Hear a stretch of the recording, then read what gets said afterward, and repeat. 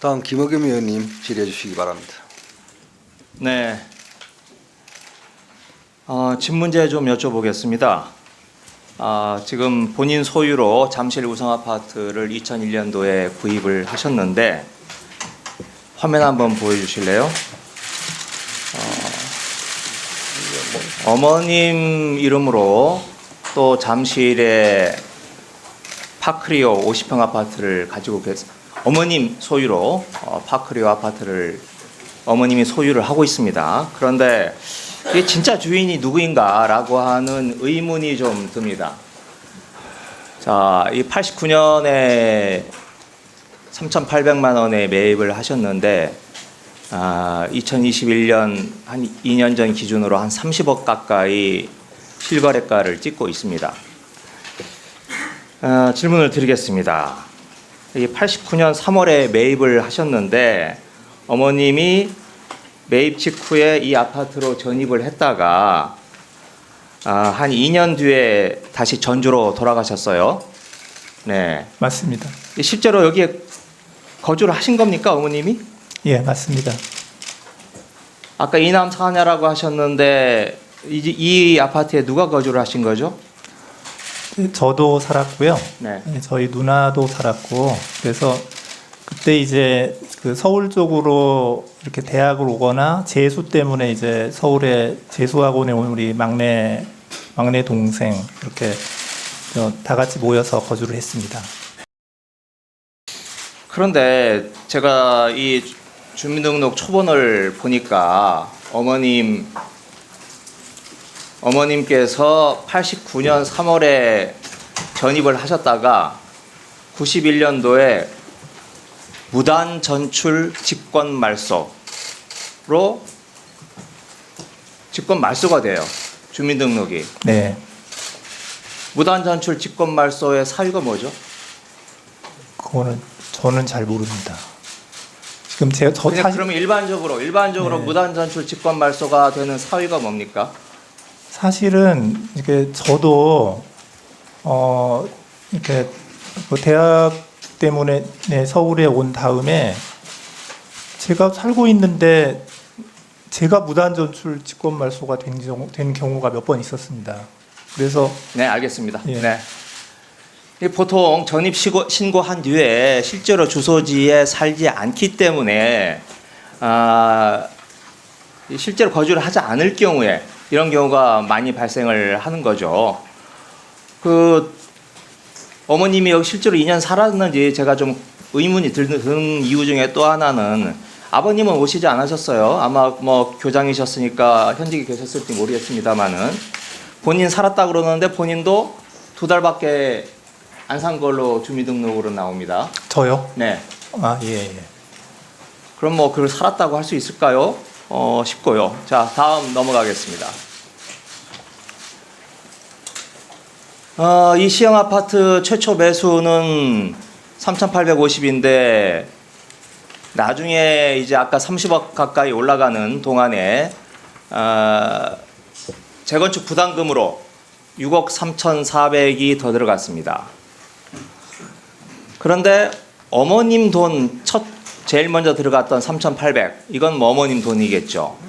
그런데 그 뒤에 들어간 6억 3천 이건 수협 대출하고 우리 후보자님 대여로 마련했다라고 답변을 주셨어요. 나중에 제가 한번 이 등기부 등본을 떼보니까 수협 대출이 SC 제일은행으로 바뀌었던데 이게 대출을 갈아탄 거죠.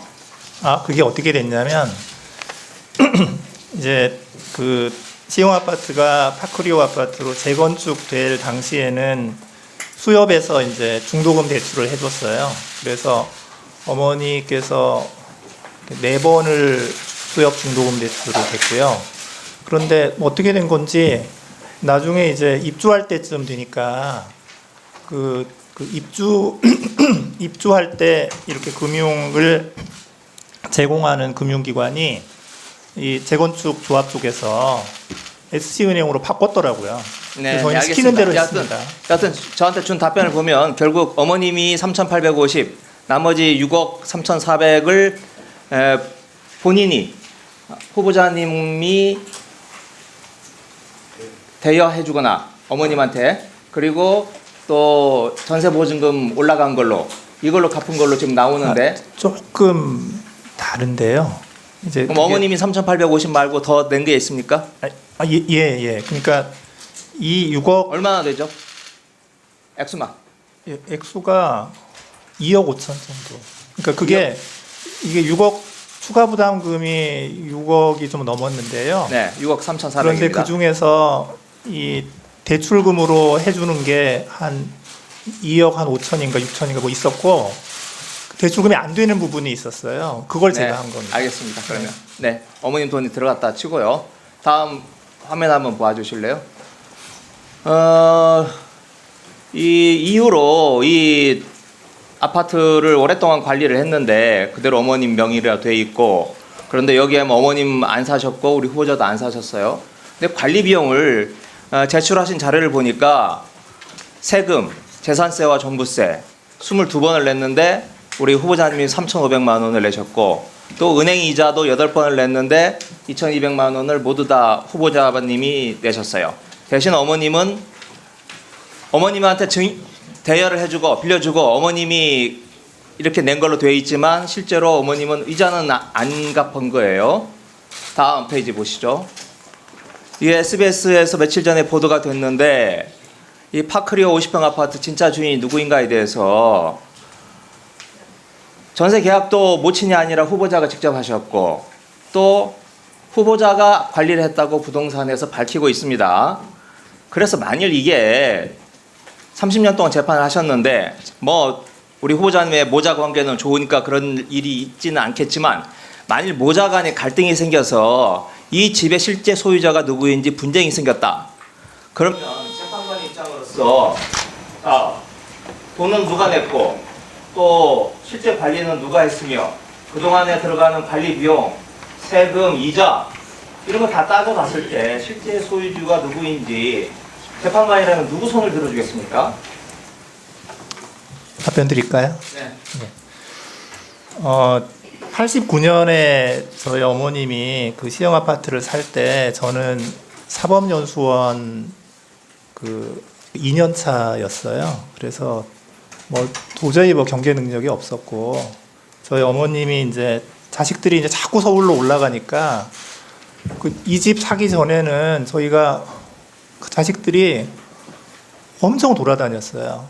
후암동에도 살았고 그리고 또 잠실의 그 새마을시장 쪽에 있는 상가 쪽에서 살기도 했고 그러다가 이게 거기다 이제 막내가 이제 재수하러 올라오니까 도저히 안 되겠다 해서 어머님이 이제 이 집을 사신 거고요.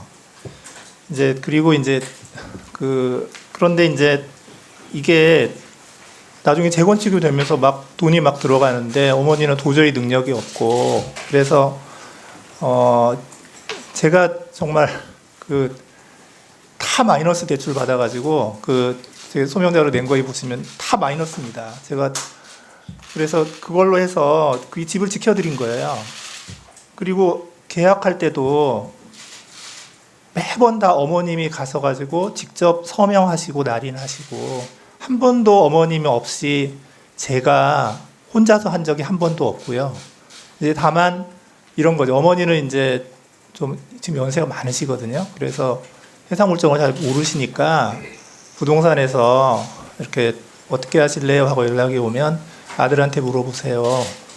이렇게 해서 그래서 이제 제가 부동산하고 통화를 많이 한 거고 그래서 계약 자체는 어머님이 늘 하셨고 어머니 통장으로 받으셨고 그렇습니다. 저희 집은 도저히 제 집은 도저히 될 수가 없는 것이고요.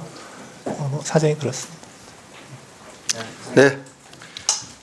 다음 전주의